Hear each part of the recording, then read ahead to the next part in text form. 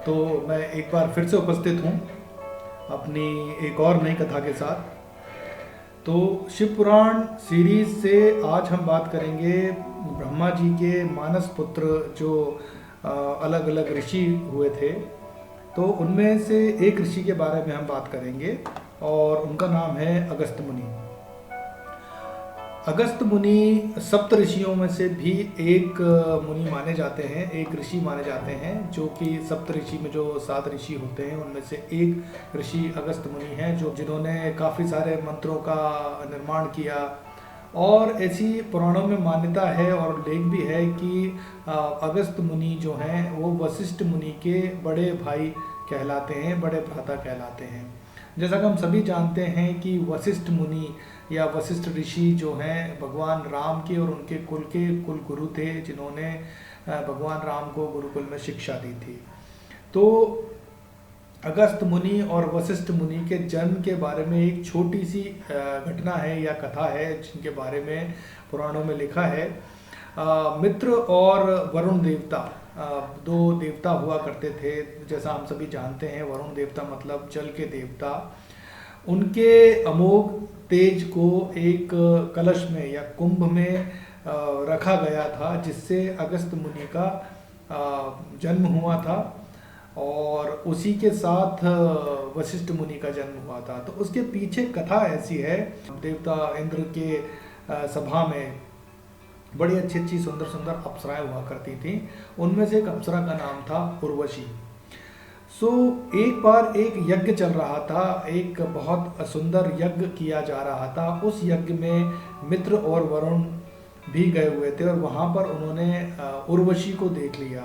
उर्वशी इतनी ज़्यादा सुंदर है जिसको देख कर दोनों आसक्त हो गए और आसक्ति के चलते दोनों का वीरपात हो गया। अब वो रोक नहीं पाए अपने आप को, और जब ये सब हो गया तो उर्वशी ने उनको बड़ी उपहास की दृष्टि से देखा और अपनी मुस्कुराहट बिखेर के वो चल दी। मित्र और वरुण जो थे देवता बहुत लज्जित हुए अपने इस कृत्य पर, और उसने जो भी कुछ हुआ, पर अब ये तो हो चुका है। तो जो यज्ञ चल रहा था, जो यज्ञ हो रहा था, वहाँ पर एक कुंभ या कलश रखा हुआ था। तो जो कुंभ है, उस कुंभ में उस स्खलित वीर को रखा गया और उसकी वजह से कुंभ से अगस्त मुनि का जन्म हुआ। और उस स्थल पर जहाँ पर कुंभ रखा हुआ था, उस स्थल से वशिष्ठ मुनि का या ऋषि का जन्म हुआ।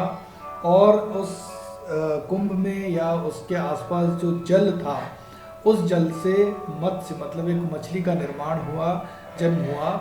और जो उर्वशी है तो इनकी मानस जननी भी कहा जाता है। तो ये तो एक कथा थी अगस्त मुनि के जन्म की। अगस्त मुनि जो हैं सप्त ऋषियों में बहुत बड़ा स्थान है अगस्त मुनि का, और आज भी वो तारे के रूप में सप्त ऋषि मंडल में तारे के रूप में विद्यमान है। तो आगे की कथा इस तरीके से है कि अगस्त मुनि की जो पत्नी थी उनका नाम था लोपामुद्रा। लोपामुद्रा भी बहुत ही प्रतापी और बहुत ही पावरफुल शक्तिशाली स्त्री थी। वो जो है विदर्भ देश के राजा की पुत्री थी। उनके विवाह उनका कैसे हुआ इसके बारे में हम आगे चर्चा करेंगे, बट उससे पहले अगस्त मुनि के जो कुछ काम हैं, बड़े बड़े काम जो उन्होंने देवताओं के लिए किए, उनकी हेल्प के लिए किए, उनकी रक्षा के लिए किए, उनके बारे में हम चर्चा करते हैं। जैसा कि हम सभी जानते हैं कि भारत के एकदम मध्य में, सेंटर में विंध्याचल पर्वत है। तो एक बार विंध्याचल पर्वत को अभिमान हो गया, घमंड हो गया, और उन्होंने अपना रूप बढ़ाना शुरू कर दिया। और रूप बढ़ाते बढ़ाते उन्होंने सूर्य का रास्ता रोक लिया। अब सूर्य का रास्ता रोक लिया तो सृष्टि में अगर सूर्य अपना काम ना करें, सूर्योदय ना हो, सूर्यास्त ना हो, तो सृष्टि ना चल पाए। तो बड़े सभी देवता परेशान हो गए। अब वो क्या करें? तो उन्होंने जाकर अगस्त मुनि से प्रार्थना की कि ऋषि प्रभु हमें इस समस्या से छुटकारा दिलाइए। तब अगस्त मुनि स्वयं वहाँ गए और उन्होंने जाकर विंध्याचल पर्वत को अपने पैरों के नीचे दबाया और उसे रोक दिया। तो उसने उनसे प्रार्थना करी कि मुझे क्षमा कर दें, और साथ ही साथ उन्होंने ये भी बोला कि जब तक अभी मैं काम से दक्षिण दिशा की ओर जा रहा हूँ, और जब तक मैं लौट के ना आऊँ तुम इसी तरीके से मेरा इंतज़ार करना, वेट करना, रुके रहना। तो उसने विंध्याचल पर्वत ने उनकी बात मान ली और वो रुक गया। उसने अपना आकार बनाना बंद कर दिया और अगस्त मुनि दक्षिण दिशा की तरफ चले गए और उसके बाद से आज तक वो दक्षिण दिशा से वापस नहीं आए और विंध्याचल पर्वत जस का तस वहीं खड़ा है और सूर्य का रास्ता साफ हो गया, खुल गया। तो इस तरीके से उन्होंने देवताओं की और सूर्य की रक्षा करी। इसके अलावा राम जी के वनवास के टाइम भी उन्होंने राम भगवान को काफ़ी सारी शिक्षाएं दी थी, अस्त्र शस्त्र दिए थे, उनका स्वागत सत्कार किया था और उनके दर्शन किए थे। इसका उल्लेख रामायण में भी है और रामचरितमानस में भी है। इसी तरीके से एक और कथा है कि एक बार देवासुर संग्राम चल रहा था, असुर और देवताओं में युद्ध चल रहा था, असुर और असुर युद्ध जिसको हम बोलते हैं। और एक बार काफ़ी सारे असुरों ने देवताओं पे आक्रमण किया और एक बार जाके समुद्र में छुप गए। अब देवता उनको ढूंढ रहे थे मारने के लिए, लेकिन वो सारे के सारे जो राक्षस थे वो समुद्र में जाके छुप गए जहाँ पर देवता जा नहीं पा रहे थे। अब उन्हें कुछ समझ में नहीं आया कि यार राक्षसों को कैसे मारा जाए, असुरों का संहार कैसे किया जाए। तो फिर से उन्होंने, देवताओं ने एक बार अगस्त मुनि की शरण ली और उनसे प्रार्थना की कि प्रभु आप कुछ कीजिए।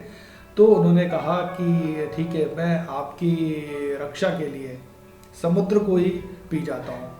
तो उन्होंने अपनी शक्ति से पूरे के पूरे समुद्र को पी लिया, पूरा समुद्र पी गए और उसके अंदर से सारे के सारे राक्षस बाहर निकल आए और देवताओं ने उनका संहार कर दिया, विनाश कर दिया। और इस तरीके से राक्षस मारे गए, देवताओं की फिर से एक बार रक्षा हुई।